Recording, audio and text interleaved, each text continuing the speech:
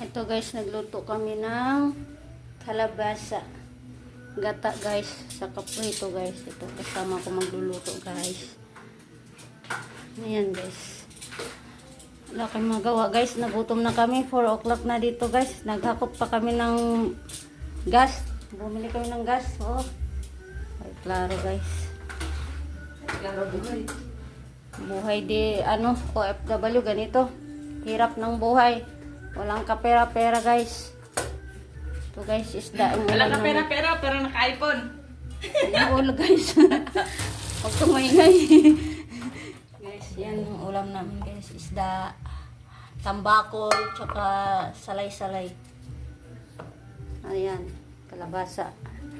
Tagal namin naghakot ng gas. Bumili kami ng gas. Yung kasama ko guys, di marunong maglagay ng gas. Miskin. Hindi siya marunong magtanggal, tsaka magbalik.